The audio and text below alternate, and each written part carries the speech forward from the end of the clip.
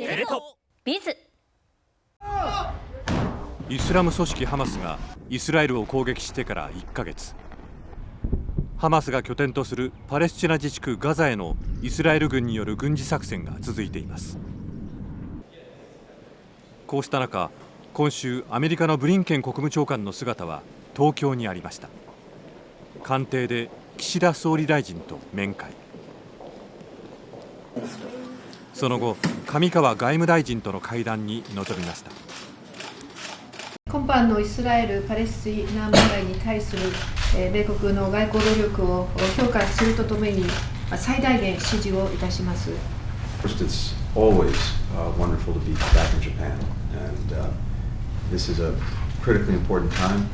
I very much appreciate the words of support and sympathy in the wake of the horrific attack by Hamas.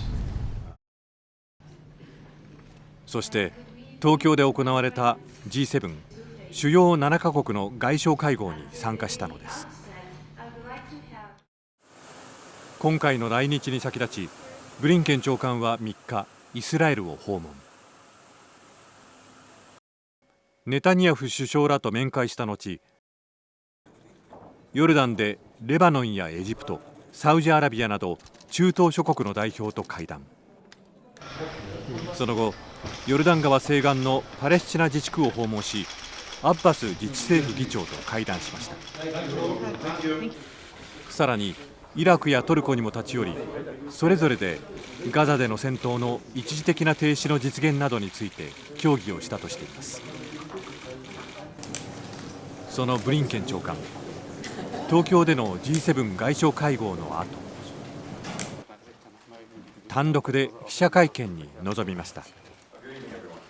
語ったのは中東情勢の今後、そしてアメリカが求めていくことです。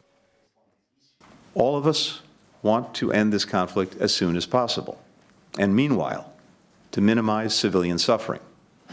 But as I discussed with my G7 colleagues, those calling for an immediate ceasefire have an obligation to explain how to address the unacceptable result it would likely bring about. Hamas left in place with more than 200 hostages, with the capacity and stated intent to repeat October 7th again and again and again. The United States believes key elements should include no forcible displacement of Palestinians from Gaza. Not now, not after the war. No use of Gaza as a platform for terrorism or other violent attacks. No reoccupation of Gaza after the conflict ends. No attempt to blockade or besiege Gaza. No reduction in the territory of Gaza. We must also ensure no terrorist threats can emanate from the West Bank. We must also work on the affirmative elements to get to a sustained peace. These must include the Palestinian people's voices and aspirations at the center of post-crisis governance in Gaza. It must include Palestinian-led governance and Gaza unified with the West Bank under the Palestinian Authority.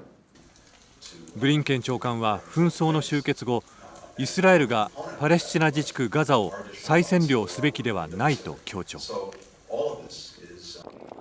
そして将来的にパレスチナ自治政府の下でガザはヨルダン川西岸と統一されるべきとの認識を明らかにしたのです。そしてこう強調しました。We've been very clear from day one that when it comes to post-conflict governance in Gaza, a few things are clear and necessary. One, Gaza cannot continue to be run by Hamas. That simply invites a repetition of October 7th, and Gaza use as a place from which to launch terrorist attacks. It's also clear that Israel cannot occupy Gaza. ブリンケン長官はテレビ東京の質問にも回答。What role could Japan play in the conflict in the Middle East? And what is your expectation of Japan in this conflict? And also, can a ceasefire agreement be reached between Israel and Gaza? And also, what do you think is the final goal? First, I was very appreciative of being able to see Prime Minister Kishida and, of course, to spend time extensive time with the foreign minister. And I can tell you, first, we very much appreciate Japan's engagement in helping to deal with the conflict between Israel and Hamas and the situation in Gaza. I very much welcome the foreign minister's trip to the region, which was important, as well as her unequivocal condemnation of terror, the call for the release of hostages, and the announcement by Japan of $75 million in humanitarian assistance. And I think the United States and Japan are very clearly aligned on what needs to be done and what we're working to do together. As I said earlier, in terms of the future, I think there are a few very basic things that everyone would want to achieve. One is that there can't be a return to the situation, the status quo before October 7th, where Gaza can be used as a platform to launch the most horrific terrorist attacks that anyone can imagine. And at the same time, it's vitally important that Palestinian aspirations for governing themselves, for being the ones to decide their own futures are realized. And so we have to work to both of those things at the same time, and that's what we're trying to do. ブリンケン長官の会見の翌日、アメリカのホワイトハウスはイスラエル軍がガザ北部で民間人避難のために1日4時間の戦闘休止時間を設けることを明らかにしました。ただイスラエルのネタニヤフ首相はハマスが存在する限り停戦はないと改めて強調。